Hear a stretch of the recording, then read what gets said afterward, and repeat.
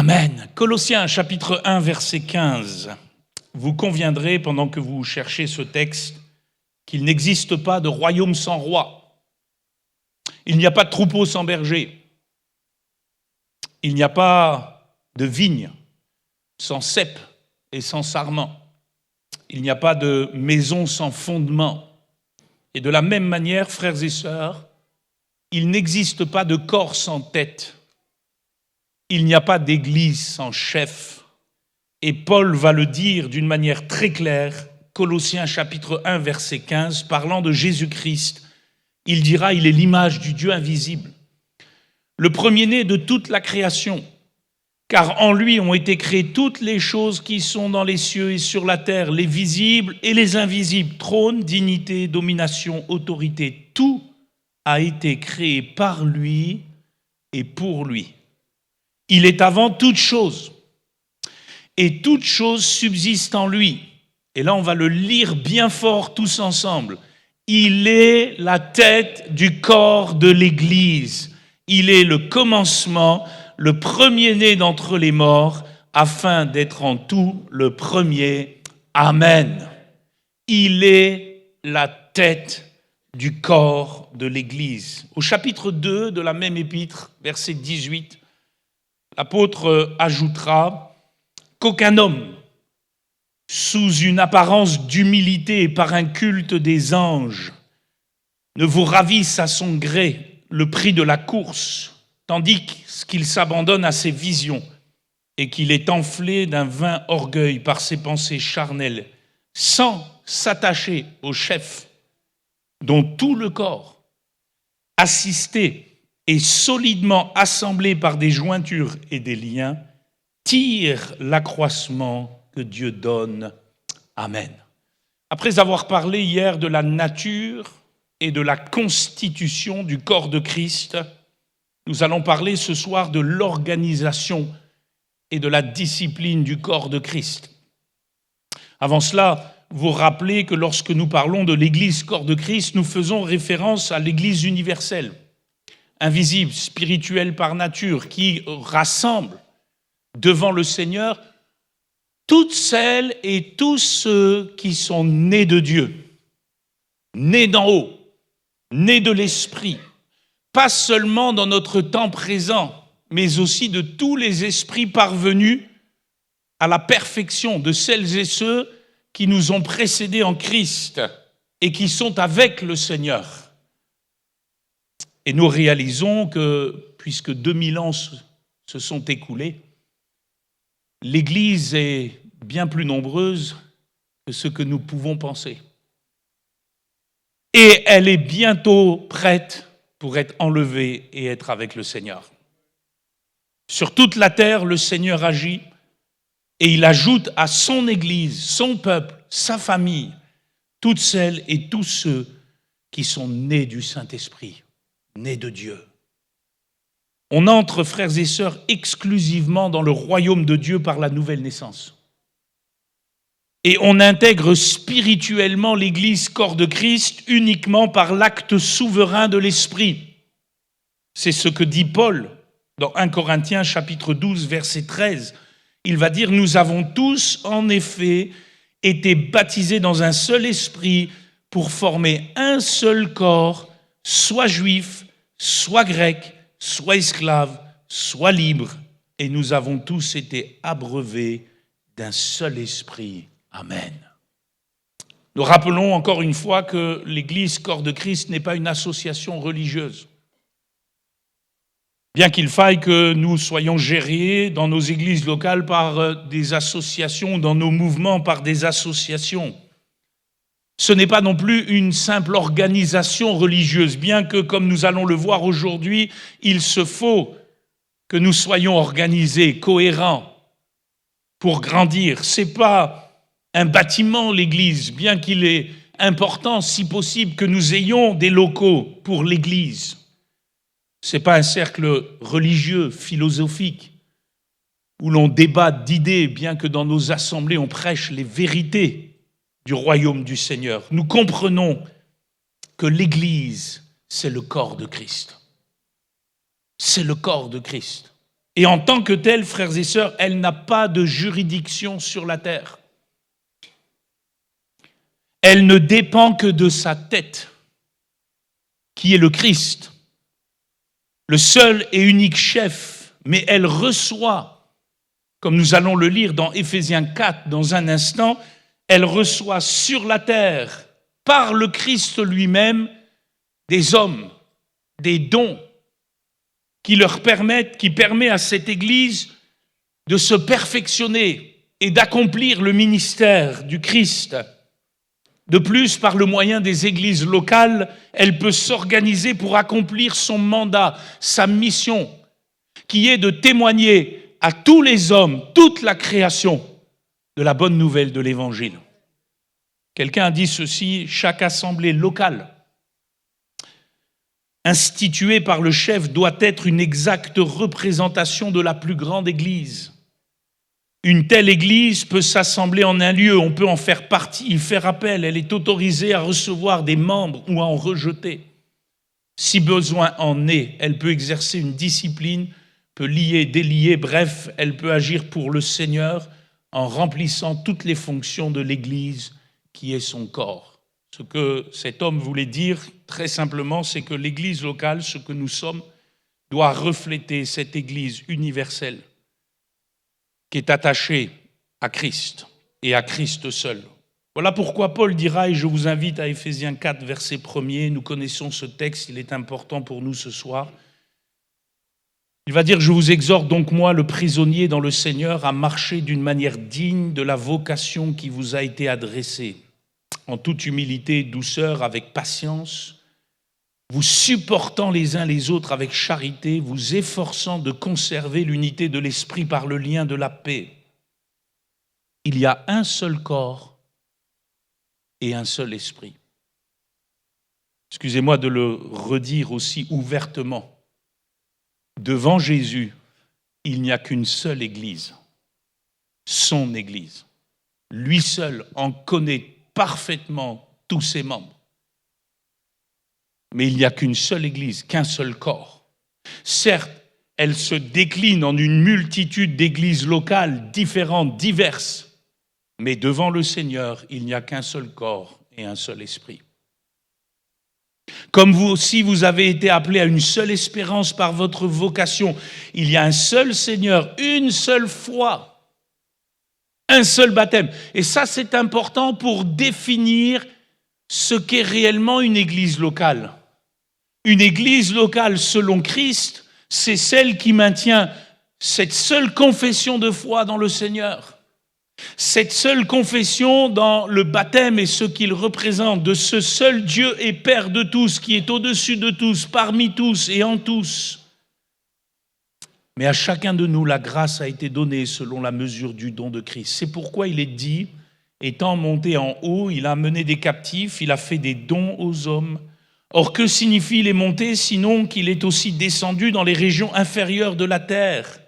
Celui qui est descendu, c'est le même qui est monté au-dessus de tous les cieux afin de remplir toutes choses. Et il a donné les uns comme apôtres, les autres comme prophètes, les autres comme évangélistes, les autres comme pasteurs et docteurs pour faire les chefs dans leur église. Non, c'est pas ce qui est écrit. Pour le perfectionnement des saints, en vue de l'œuvre du ministère. Notez bien, cette phrase est très importante. En vue de l'œuvre du ministère et de l'édification du corps de Christ, jusqu'à ce que nous soyons tous parvenus à l'unité de la foi et de la connaissance du Fils de Dieu, à l'état d'homme fait, à la mesure de la stature parfaite de Christ, afin que nous ne soyons plus des enfants flottants et emportés à tout vent de doctrine par la tromperie des hommes, par leur ruse dans les moyens de séduction, mais que professant la vérité dans la charité, nous croissions à tous égards en celui qui est le chef, Christ, c'est de lui. Et grâce à tous les liens de son assistance, que tout le corps, bien coordonné et formant un solide assemblage, tire son accroissement selon la force qui convient à chacune de ses parties et s'édifie lui-même dans la charité. Amen. Pour le perfectionnement des saints, c'est-à-dire de toutes celles et tous ceux qui sont membres du corps de Christ, qui sont nés d'en haut, nés de l'Esprit, nés de Dieu, qui ont été intégrés au corps par le Saint-Esprit d'une manière miraculeuse, puisque c'est un miracle, la conversion, la nouvelle naissance, pour le perfectionnement de tous ces gens-là, en vue de quoi? En vue que tous les saints perfectionnés accomplissent le ministère et l'édification du corps de Christ. Qu'est-ce que cela veut dire, frères et sœurs? Comme je le dis souvent, le monde qui nous entoure, les incroyants qui sont autour de nous, ils ne connaissent qu'un seul ministère, c'est celui de Jésus. Nous, on a un jargon interne, on parle du ministère de la louange, on parle du ministère de la jeunesse, on parle du ministère de, je sais pas moi, des visites, on parle de ministère, c'est notre jargon interne. Mais le monde qui nous entoure ne reconnaît qu'un seul ministère, si nous faisons ce que Jésus fait ou si nous ne faisons pas ce que Jésus fait. Et la somme de tout ce que nous sommes en Christ doit faire ce ministère.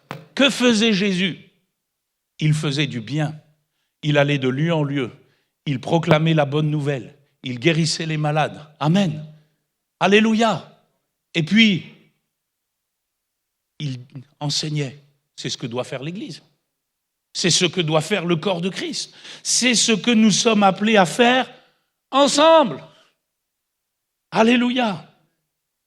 Mais pour que nous le fassions, il faut une organisation et une discipline. Regardons à nouveau ce point, Colossiens chapitre 2, verset 19, Éphésiens chapitre 1, verset 22, qui nous rappelle dans cette organisation la tête du corps.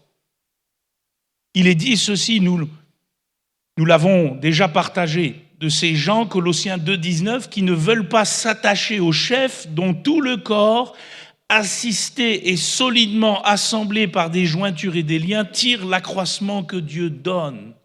Dans Éphésiens 1, 22, il est dit, Dieu a tout mis sous les pieds de Jésus et il l'a donné pour chef suprême à l'Église qui est son corps, la plénitude de celui qui remplit tout en tous. Nous reconnaissons dans l'organisation du corps de Christ qu'il n'y a qu'une seule tête. Frères et sœurs, l'Église n'a qu'un seul chef, son nom est Jésus. L'Église, corps de Christ, appartient à Jésus, est liée à Jésus. Certes, il est au ciel, assis à la droite de Dieu dans la majesté divine, et son corps est sur la terre. C'est vous, c'est moi, c'est la multitude des rachetés dans ce corps de Christ, mais les deux sont liés par le Saint-Esprit.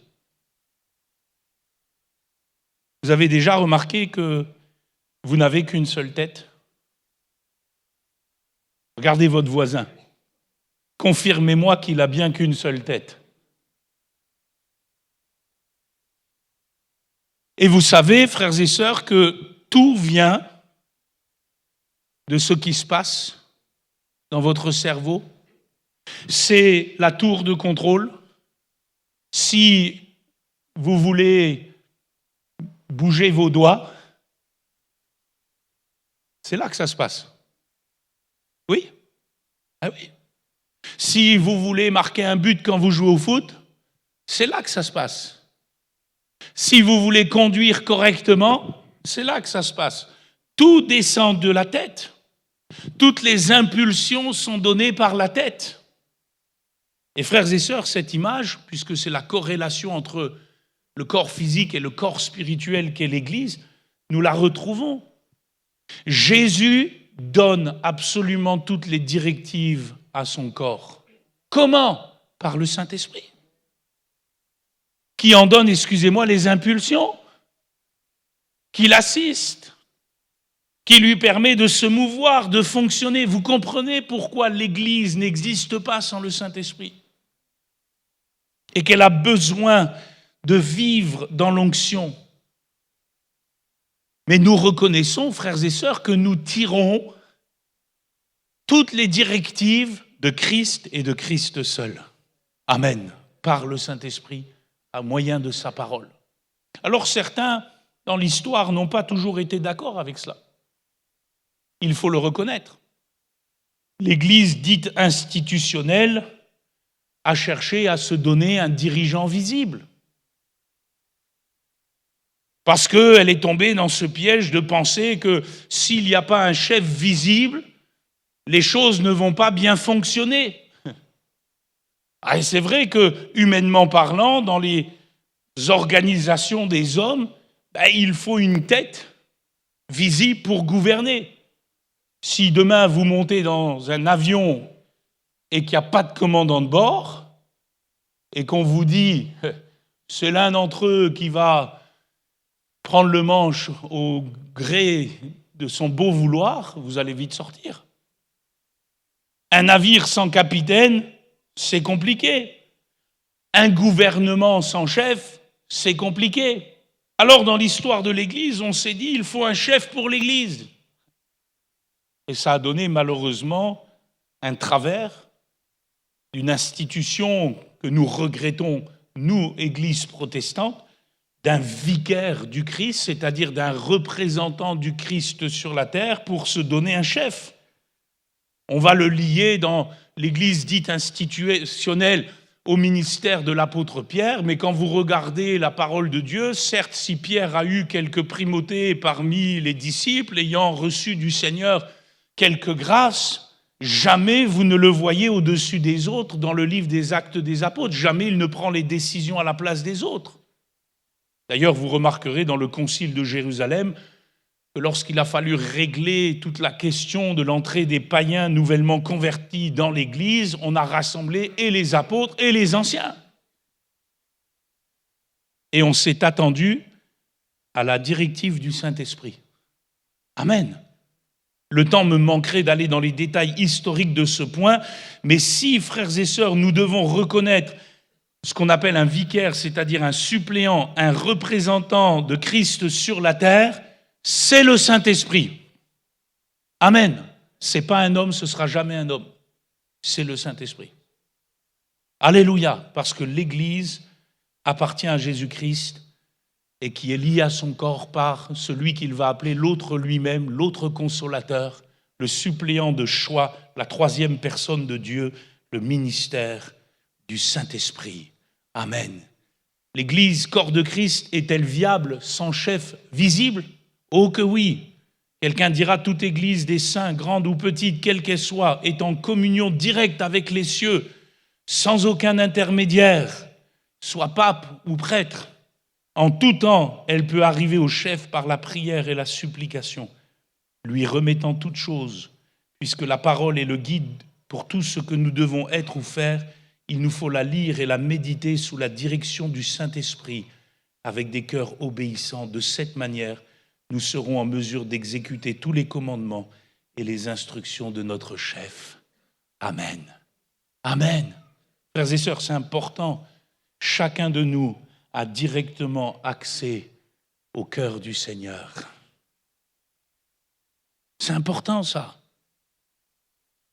Ça sous-entend, frères et sœurs, et je le dis à mes frères collègues dans l'équipe pastorale, à nos diacres, ça sous-entend, frères et sœurs, que nous, on n'est pas des chefs.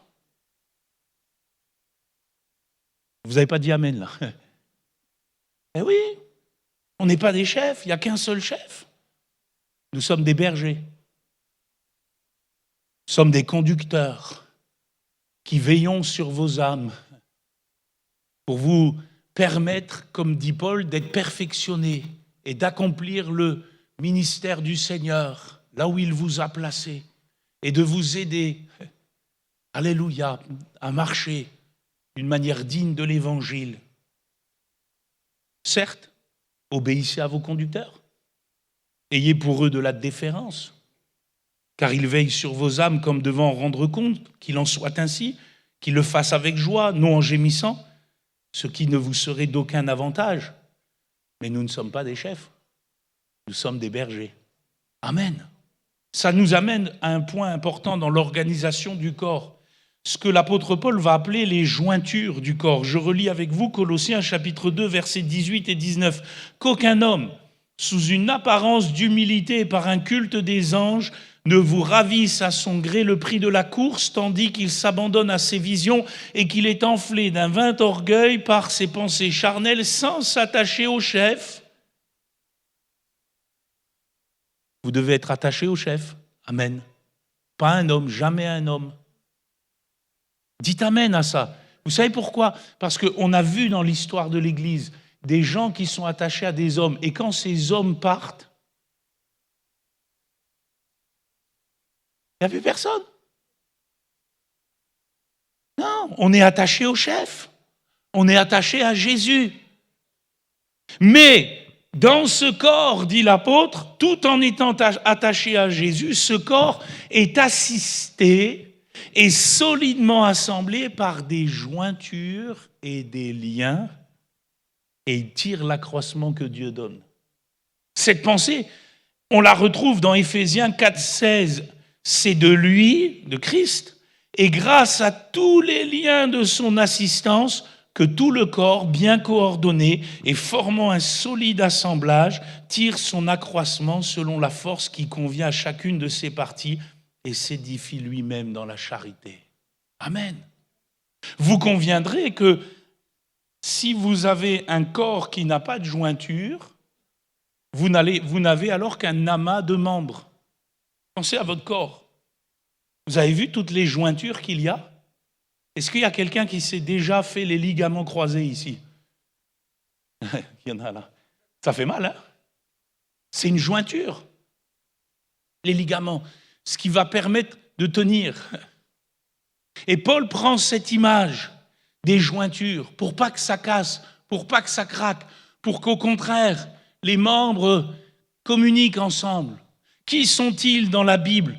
Dans le contexte d'Éphésiens 4, en tout premier, les ministères dons que Dieu donne à l'Église. Les apôtres, les prophètes, les docteurs, les évangélistes, et les pasteurs. Et puis de l'autre côté, on peut y ajouter, d'après le Nouveau Testament, certainement les diacres, les anciens, tous ceux qui, dans l'Église universelle ou l'Église locale, jouent ce rôle de jointure, de lien.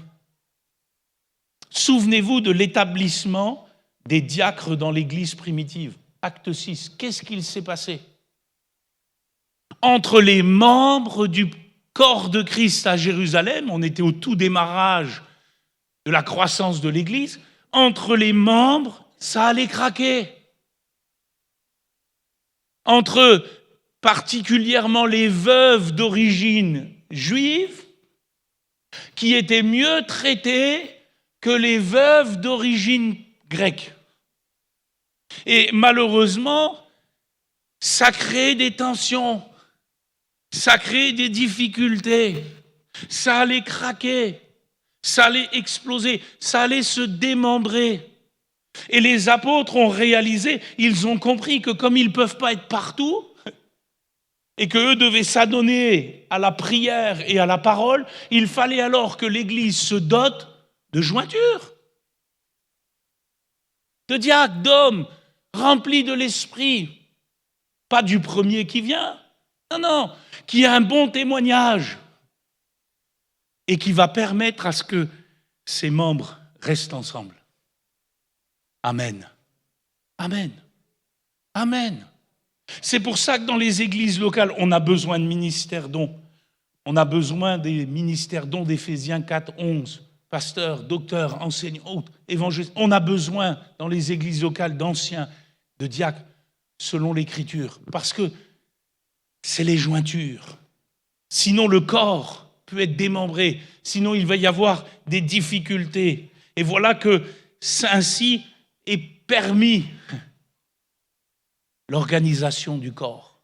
En vue de quoi, je le répète, en vue que tous les membres exercent le service de Dieu, dans la louange, dans la prière, dans le témoignage. C'est ce que la Bible appellera, ce que nous on appelle le sacerdoce universel. On connaît ce texte, Apocalypse chapitre 1, verset 5. L'apôtre dit à celui qui nous aime, qui nous a délivrés de nos péchés par son sang et qui a fait de nous un royaume des sacrificateurs pour Dieu son Père. Est-ce que tu sais que le Seigneur a fait de toi, en tant que membre du corps de Christ, un sacrificateur pour Dieu le Père? Amen. Tu as un service pour le Seigneur. Dans la louange, dans l'adoration, c'est le sacerdoce universel. Nous ne croyons pas à du cléricalisme dans nos églises. Nous ne croyons pas à une caste particulière qui serait entre le peuple et le Seigneur. Non, non, non, non, non. Non. Ça ne dévalue en rien le ministère pastoral, ce que je dis. Mais nous ne sommes pas des médiateurs comme les prêtres étaient des médiateurs ou comme ceux qui se disent prêtres aujourd'hui pensent être des médiateurs. Il n'y a qu'un seul médiateur entre Dieu et les hommes, Jésus-Christ. Nous sommes des jointures. Nous sommes des liens. Et ensemble, nous sommes appelés à faire le travail de Dieu. C'est pour cela que Paul emploie ce verbe, Éphésiens 4.3, de la nécessité de nous efforcer à conserver l'unité de l'esprit par le lien de la paix. Un verbe qui signifie être diligent, agir avec ferveur. Il n'y a rien de plus important pour le Seigneur que l'unité de tous ses membres. Et parfois, il faut le dire, entre certains membres du corps, c'est un peu comme les rotules, ça peut parfois grincer. Et il va falloir aider. Et c'est pour cela que le Seigneur a donné des hommes, a donné des jointures, a donné des liens. Alléluia. Pour que ce corps se développe, que chacun à sa place fasse le service de Dieu dans la louange, dans l'adoration, dans le témoignage, dans la prière, dans le service du Seigneur. Et tout cela, bien sûr, selon 1 Corinthiens 14, avec aussi l'ordre et la bienséance de Dieu. Paul disait à Timothée, je te donne quelques conseils, quelques règles, afin que tu saches comment il faut se comporter dans la maison de Dieu. Amen, dans l'église. On ne parle pas ici de la salle seulement. Et il y a des gens qui pensent que, oulala, quand on vient à l'église, dans leur pensée un petit peu humaine, quand on est dans la salle, oula, il faut bien se comporter. Et puis dehors, on peut faire ce qu'on veut. Mais non, nous sommes l'église du Seigneur. Amen. Nous sommes pierres vivantes. Et nous sommes pierres vivantes autant quand on est tous ensemble dans un lieu de culte que quand on est chez nous. Et bien se comporter dans la maison de Dieu, c'est en tout temps, dans l'ordre et la bienséance du Seigneur. Bien sûr, d'autant plus quand nous sommes assemblés. Parce que nous formons l'édifice de Dieu. Regardez avec moi ce que dit Paul dans Romains 12, verset 3. Considérant maintenant cette organisation, une tête, des membres, multitude de membres, des jointures. Tout est organisé, tout est lié. Pourquoi ?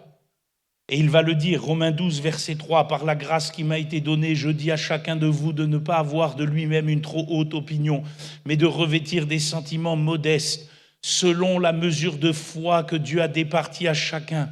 Car comme nous avons plusieurs membres dans un seul corps, et que tous les membres n'ont pas la même fonction, ainsi nous qui sommes plusieurs, nous formons un seul corps en Christ, et nous sommes tous membres les uns des autres.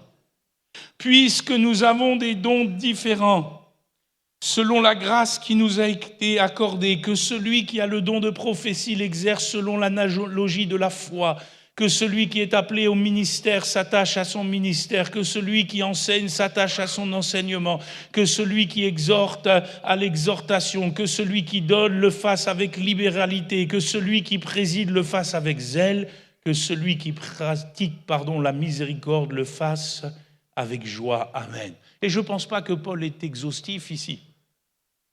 Il n'aurait pas pu passer des lignes et des lignes pour parler encore de tout ce que nous sommes appelés à vivre et à faire pour le Seigneur. Mais que nous le fassions tous, frères et sœurs, dans l'ordre et la bienséance et la gloire de Dieu. Amen. Que nous glorifions le Seigneur en tout temps. C'est pour cela que juste après, vous le relirez à la maison, il est question de l'amour fraternel, de la prévenance réciproque, de la ferveur, de la prière, de l'intérêt porté aux besoins des autres, de l'hospitalité. du soutien mutuel, de l'humilité, du service, dans l'ordre, dans la bienséance. Et vous remarquerez qu'il est question ici de fonction. Nous n'avons pas la même fonction. Amen. On a un problème aujourd'hui, c'est que beaucoup, quand ils parlent du corps de Christ, parlent de titre. Nous, on veut parler de fonction. Amen. Vous savez, des gens, ils pensent titre. Ah, je vais taquiner nos diacres. Maintenant, je suis diacre. Presque à dire ego eimi. Je suis diacre. Mais le titre nous importe peu. Ce que nous cherchons, c'est de savoir si le Seigneur t'a donné cette fonction. Et si tu veux bien remplir cette fonction. Amen. Parce qu'on l'a vu dans l'histoire de l'Église, des gens qui ont des titres sans assumer la fonction. Et ça fait souvent plus de dégâts qu'autre chose. Et donc quand nous parlons d'organisation du corps de Christ, non pas de hiérarchie, mais de fonction. Parce que s'il y a une hiérarchie, elle est toute simple. Une tête, des membres, point barre. Amen. La seule hiérarchie qui existe, c'est que Jésus est le chef. Et que nous nous soumettons à lui. Et si par contre nous nous soumettons les uns aux autres, c'est dans ce mouvement fonctionnel. C'est pour que le corps fonctionne, qu'il soit cohérent, alléluia, qu'il soit bien construit, pour que le ministère se fasse, pour que les choses s'opèrent. Il y a diversité de dons, mais le même esprit, diversité de ministères, mais le même Seigneur, diversité d'opérations, mais le même Dieu qui opère tout en tous. Or, à chacun, la manifestation de l'esprit est donnée pour l'utilité commune. Quelques questions pour terminer ce point avant d'aller dans l'autre. Suis-je, et tu peux te les poser cette question, suis-je fortement attaché au chef dans le corps? Ou est-ce que malheureusement, comme il est dit dans ce texte des Colossiens, je m'abandonne parfois à mes visions charnelles, enflé d'orgueil que je pourrais être? Suis-je à ma place dans le corps de Christ? Vous avez des fois des gens qui ne sont pas à leur place parce que soit ils veulent une place qui n'est pas la leur, ou alors ils ne veulent pas prendre leur place. Vous vous souvenez de Gédéon? Il était appelé à faire quelque chose, mais il se donnait bien des prétextes pour ne pas faire, comme Moïse. Et puis de l'autre côté, dans la Bible, vous avez l'inverse. Vous avez des Diotrephes qui ne sont pas à leur place et qui font beaucoup de dégâts. Suis-je à ma place? Comme le Seigneur le demande, est-ce que j'occupe la fonction que je dois occuper? Est-ce que je rends service au corps parce que je suis et ce que j'ai reçu du Seigneur? Suis-je pour l'utilité commune? Suis-je lié aux autres dans l'unité de l'esprit par le lien de la paix? Suis-je lié aux jointures et aux liens qui permettent la coordination et l'assemblage du corps? Chacun de nous doit réfléchir à ces questions. Pour l'Église locale que nous formons ici. Ça nous amènera maintenant à considérer, à partir de là, la discipline du corps. Parce que qui dit tête, membres, jointure, organisation fonctionnelle, cohérence, cohésion, ce sont les mots de l'Écriture, ce n'est pas les miens, dit nécessairement discipline. C'est une partie plus sensible de notre méditation, mais une partie importante. Qui dit corps, dit discipline. Pourquoi? Parce que l'apôtre dira dans l'Épître aux Hébreux que le péché nous enveloppe si facilement. Individuellement, mais aussi parfois collectivement. Quand vous regardez les 7 lettres des églises d'Asie mineure, vous apercevrez qu'il y a eu des péchés collectifs dans ces églises. Pas seulement des péchés individuels. Et donc, nous avons besoin de voir la discipline du corps et de la voir ensemble. Jésus va en parler. Est-ce que vous savez que Jésus, dans les évangiles, n'a parlé que 2 fois de l'Église? Peut-être ça vous surprend. Lisez Matthieu, Marc, Luc et Jean. Vous vous apercevrez qu'il n'a parlé que 2 fois de l'Église. Il a bien plus parlé du royaume des cieux et il a laissé à ses apôtres, conduits par le Saint-Esprit, qui les a emmenés dans toute la vérité, nous parler de l'Église. Mais il a parlé 2 fois de l'Église des choses les plus importantes. Matthieu 16. Qui dites-vous que je suis? Et Pierre va répondre, tu es le Christ, le Fils du Dieu vivant. Et je te dis que sur cette pierre, sur cette confession de foi, je bâtirai mon Église. Et les portes du séjour des morts ne prévaudront point contre elle. Il parle ici de l'Église universelle du corps, Matthieu 16. Et 2 chapitres plus loin, regardez avec moi, Matthieu 18, 15 à 17. Il va dire ceci. C'est un texte que parfois nous ne regardons pas assez précisément. Dans l'ordre que les choses, que le Seigneur le demande, dans le déroulé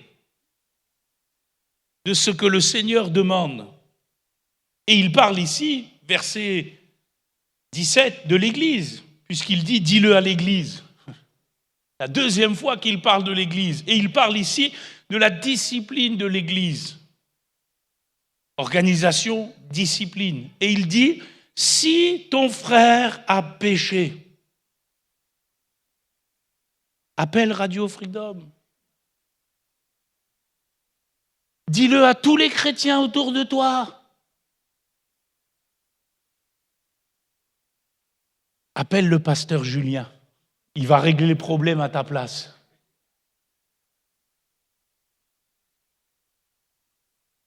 Est-ce que c'est ce que Jésus dit? Non.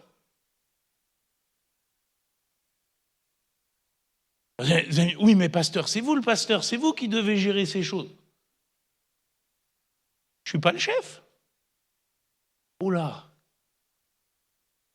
Parce que chaque membre est responsable dans le corps de Christ. Responsable de quoi? De l'unité de l'esprit, par le lien de la paix. Si ton frère a péché, va.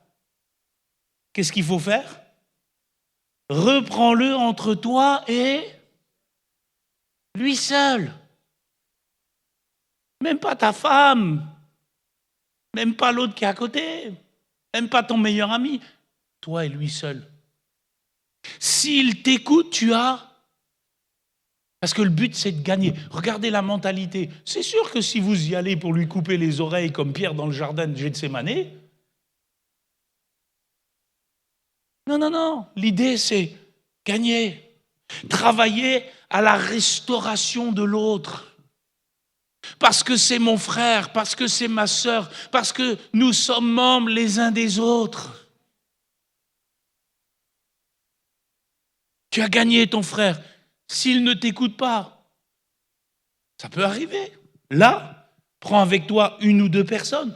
Et je dis toujours, ben oui, prenez à ce moment-là un ancien, prenez un frère mature, quand même plus intelligent que de prendre quelqu'un qui a une grande langue. Prends avec toi 1 ou 2 personnes afin que l'affaire se règle sur la déclaration de 2 ou 3 témoins. S'il refuse de les écouter, là, dis-le à l'Église, par ses jointures, ses liens. Et s'il refuse aussi d'écouter l'Église, malheureusement, ça peut arriver qu'il soit pour toi comme un païen et un publicain. Mon frère a péché. Je ne vais pas tout de suite le considérer comme un paria. Non. On va travailler à la restauration. Et vous comprenez que qui dit organisation dit discipline, mais qui dit discipline dit amour et vérité. Ce n'est pas l'un sans l'autre. Et Jésus nous engage les uns et les autres dans ce processus. Et il va le dire à partir de là, Matthieu 18, verset 18, « Je vous le dis en vérité, tout ce que vous lirez sur la terre sera lié dans le ciel. » Frères et sœurs, c'est dans ce contexte-là. Arrêtez de lier des démons à partir de ce texte-là. Parce que ce texte-là parle de la discipline dans l'Église.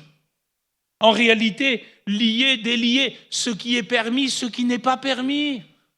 Selon la parole de Dieu, selon l'Évangile, selon ce qui est dans le ciel, pour que ce qui est dans le ciel soit aussi sur la terre. Je vous le dis en vérité, tout ce que vous lirez sur la terre sera lié dans le ciel. Et tout ce que vous délirez sur la terre sera délié dans le ciel. Alors je sais ce que je dis, il y en a qui se disent au fond, non, il faut lier les démons. Mais un texte pris hors de son contexte, c'est un prétexte. Jésus a chassé les démons. Alléluia. Il a lié l'homme fort. C'est déjà fait. Par contre, il nous engage dans les affaires qui concernent la discipline de l'Église à dire ce qui est juste et ce qui n'est pas juste, à dire ce qui est permis et ce qui n'est pas permis, à lier et à délier. Et c'est en cela qu'il peut ajouter, je vous le dis encore, si 2 d'entre vous s'accordent sur la terre pour demander une chose quelconque, elle leur sera accordée par mon Père qui est dans les cieux. Et oui, parce qu'à ce moment-là, frères et sœurs, si ton frère t'écoute, si ensemble vous pouvez trouver ce qui est permis, ce qui n'est pas permis, et que vous pouvez, par la grâce de Dieu, restaurer, alléluia, pour le plan originel du Seigneur, béni soit le Seigneur, vous allez prier, le Seigneur va vous exaucer.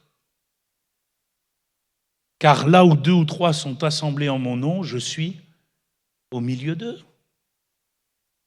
Alléluia. Nous sommes membres les uns des autres. Ça sous-entend, mon frère, ma sœur, que dans l'Église, oui, je ne fais pas ce que je veux. Dans l'Église, je fais ce que le Seigneur veut.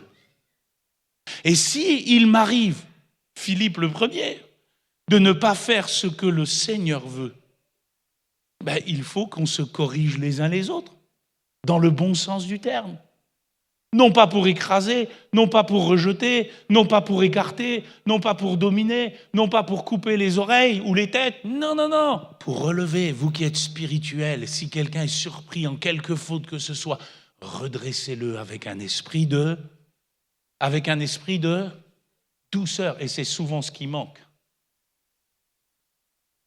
La douceur du Saint-Esprit.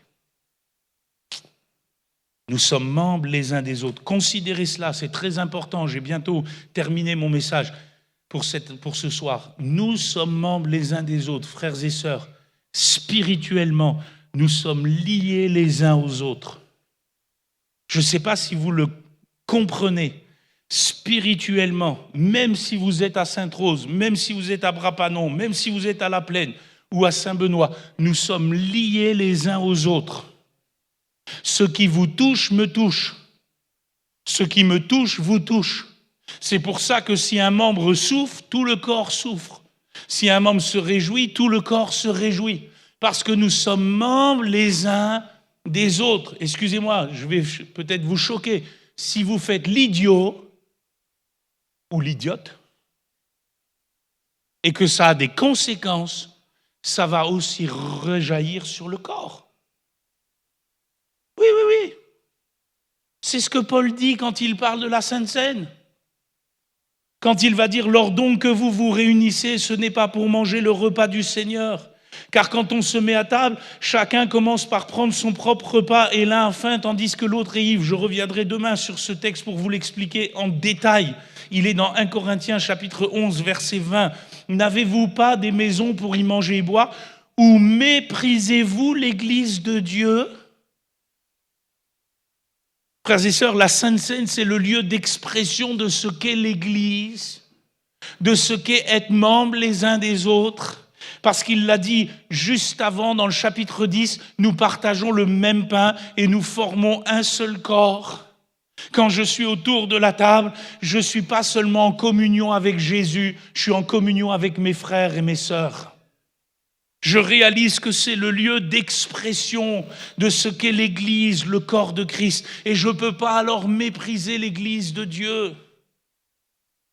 Faites-vous honte à ceux qui n'ont rien. Que vous dirai-je? Vous louerai-je? En cela, je ne vous loue point, car j'ai reçu du Seigneur ce que je vous ai enseigné. C'est que le Seigneur Jésus, dans la nuit où il fut livré, prit du pain, et après avoir rendu grâce, le rompit et dit, « Ceci est mon corps qui est rompu pour vous. Faites ceci en mémoire de moi. » De même, après avoir soupé, il prit la coupe et dit, « Cette coupe est la nouvelle alliance en mon sang. Faites ceci en mémoire de moi toutes les fois que vous en boirez, car toutes les fois que vous mangez ce pain et que vous buvez cette coupe, vous annoncez la mort du Seigneur jusqu'à ce qu'il vienne. C'est pourquoi celui qui mangera le pain ou boira la coupe du Seigneur indignement sera coupable envers le corps et le sang du Seigneur. » Et ici, il fait référence au Seigneur, mais le Seigneur et son corps sont liés, qu'est l'Église. Que chacun donc s'éprouve soi-même, qu'ainsi il mange du pain et boive de la coupe, car celui qui mange et boit sans discerner le corps du Seigneur. Et je crois qu'ici, il fait référence à l'Église. Parce que sinon, il aurait aussi dit sans discerner le sang du Seigneur. Juste avant, il a dit le corps et le sang. Et ensuite, il dit sans discerner le corps. C'est-à-dire la communion. On n'est pas en communion seulement avec l'œuvre de Jésus, avec le Seigneur. On est en communion les uns avec les autres. C'est pour ça que, frères et sœurs, ces moments de culte sont importants. On n'y vient pas les mains dans les poches. Il faut s'éprouver soi-même, parce qu'il faut discerner le corps du Seigneur, parce que sinon on mange et boit un jugement contre nous-mêmes. C'est pour cela qu'il y a parmi vous beaucoup d'infirmes et de malades, et qu'un grand nombre sont morts. Si nous nous jugions nous-mêmes, nous ne serions pas jugés. Mais quand nous sommes jugés, nous sommes châtiés par le Seigneur afin que nous ne soyons pas condamnés avec le monde. Frères et sœurs, nous sommes liés les uns aux autres. Souvenez-vous d'Acan dans l'Ancien Testament. Qu'est-ce qui s'est passé quand Acan il a fait l'idiot dans sa tente? Quand il est allé piquer le manteau de Chinéar, les 2 lingots d'or du butin de Jéricho et qu'il l'a gardé pour lui, alors que le Seigneur avait dit ça, niet. Par les Russes, le Seigneur, à ce moment-là. Il a dit niet. Oui. Et lui, il s'est accordé certainement même avec les siens. Il a caché tout cela. Josué, il ne le savait pas. Il y a une petite ville qui se dresse devant eux juste après. Haï, qu'est-ce qu'il fait? Il envoie une garnison et il se dit, un peu moins, ça suffira, on ne va pas user toutes les forces. Sur le papier, il a raison, sauf que spirituellement, il y a un problème. Il ne le sait pas. Ils vont aller à la guerre, ils prennent une dérouillée, 36 sont morts. Pourtant, ils n'avaient rien fait, ceux-là. C'était à quand le problème? Alors vous allez me dire, oui, mais ça, c'était dans l'Ancien Testament. Ananias et Saphira, leur problème d'argent, ça n'a pas failli faire capoter toute l'Église? Oui ou non? Ce qui vous touche me touche. Ce qui me touche vous touche. Nous sommes membres les uns des autres. Nous sommes liés les uns aux autres. C'est pour cela que j'ai besoin de vivre en sainteté dans le corps de Christ. Parce que je veux être une bénédiction pour le corps de Christ. Parce que je veux être un ajout pour le corps de Christ. Je ne veux pas être un problème. Et donc je sais comment me comporter dans le corps de Christ. Frères et sœurs, nous sommes appelés à la sainteté. Amen. Avec toujours cette pensée, si quelqu'un parmi vous, Jacques chapitre 5 verset 19, mes frères, si quelqu'un parmi vous s'est égaré loin de la vérité, parce que ça peut arriver, et comme on est membres les uns des autres, et parce qu'on sait qu'il peut y avoir des répercussions spirituelles, qu'est-ce qu'on va faire? Oh là là, on va vite essayer de le ramener. Amen. Qu'un autre les ramène, qu'il sache que celui-ci a ramené un pécheur de la voie où il s'était égaré, sauvant son âme de la mort et couvrant une multitude de péchés. Frères et sœurs, nous grandissons ensemble et nous souffrons ensemble. Bienvenue dans le corps de Christ. Bienvenue dans l'Église. Si vous ne considérez pas cela, c'est que la mentalité de ce siècle a pénétré votre esprit. Ou la mentalité de ce siècle dit, moi, que moi, rien que moi. Ce qui me touche ne regarde que moi, rien que moi, jamais que moi. Cette mentalité-là n'existe pas dans le royaume des cieux. Et elle fait beaucoup de dégâts aujourd'hui dans nos églises. Pourquoi? Parce que chacun ramène ses problèmes sans les gérer, sans les régler, sans vouloir qu'on les aide à les régler, en les dissimulant. Et spirituellement, même si j'aime pas ce mot-là, l'atmosphère est lourde. Moi je dis, Seigneur, sanctifie ton peuple. Sanctifie-nous.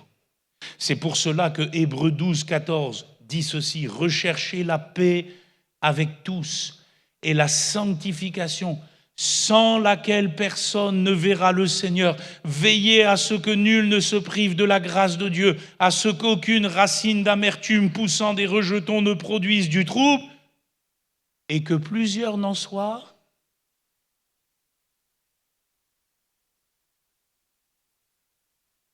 Quand tu laisses quelque chose qui ne se règle pas, qui devient amer, tu infectes le corps. Je le répète et je le dis pour moi-même, Seigneur, sanctifie-moi parce que je veux être une bénédiction dans le corps de Christ. Amen. Je veux être une bénédiction dans le corps de Christ. Je veux être une bénédiction dans le corps de Christ. D'où le dernier rappel, Julien va monter avec les musiciens pour chanter un cantique. Nous sommes ouvriers avec Dieu, 1 Corinthiens 3, 9. Vous êtes le champ de Dieu, l'édifice de Dieu. Selon la grâce de Dieu qui m'a été donnée, j'ai posé le fondement comme un sage architecte, un autre bâtit dessus. Mais que chacun prenne garde à la manière dont il bâtit dessus, car personne ne peut poser un autre fondement que celui qui a été posé, à savoir Jésus-Christ. Or, si quelqu'un bâtit sur ce fondement avec de l'or, de l'argent, des pierres précieuses, du bois, du foin, du chaume, l'œuvre de chacun sera manifestée. Car le jour la fera connaître, parce qu'elle se révélera dans le feu, et le feu éprouvera ce qu'est l'œuvre de chacun. Si l'œuvre bâtie par quelqu'un sur le fondement subsiste, il recevra une récompense. Si l'œuvre de quelqu'un est consumée, il perdra sa récompense. Pour lui, il sera sauvé, mais comme au travers du feu. Ne savez-vous pas que vous êtes le temple de Dieu et que l'Esprit de Dieu habite en vous? Si quelqu'un détruit le temple de Dieu, Dieu le détruira. Car le temple de Dieu est saint, et c'est ce que vous êtes. Amen. Levons-nous ensemble, prions le Seigneur. Nous te rendons grâce, Seigneur Dieu.